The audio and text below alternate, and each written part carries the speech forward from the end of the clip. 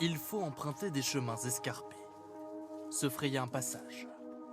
Je crois que ça va être tout droit, ouais. Derrière les arbres, tu le vois? Avant qu'apparaisse le trésor tant recherché par Gabriel et Corentin. Un château bâti au XVIIIe siècle, classé aux monuments historiques et pourtant laissé en ruine depuis de nombreuses années.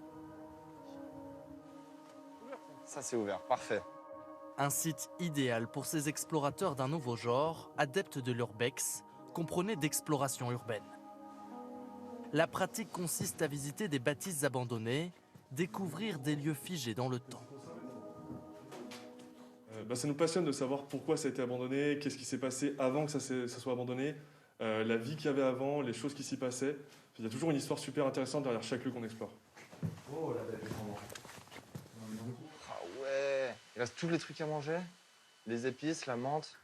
Tout doit rester dans l'état où ils l'ont trouvé. Ils le savent, ce qu'ils font est illégal.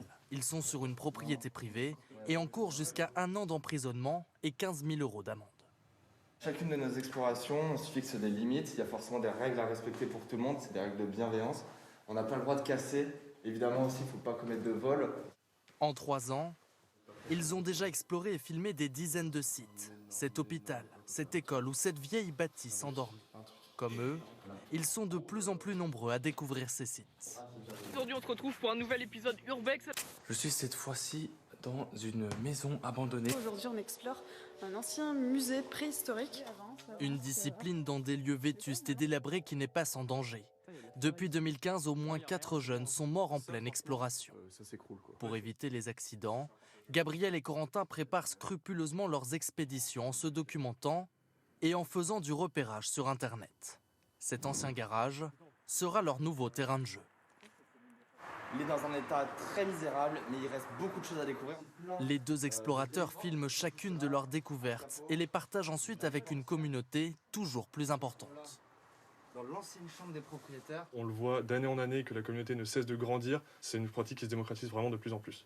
Un engouement tel que l'urbex est même devenu un business. Au centre de Paris, dans cette galerie, les photos d'explorateurs urbains occupent une grande place sur les présentoirs et séduisent ses clients. J'aime bien l'idée de rendre un lieu délabré, justement, de lui donner une autre esthétique. Ça redonne de la vie et de l'humanité à tout ça, donc c'est très bien.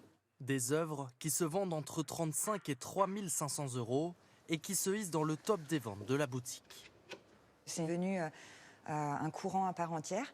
Comme d'autres types de photographies vont commencer à émerger de manière très restreinte et petit à petit vont prendre de la place, vont prendre de l'ampleur.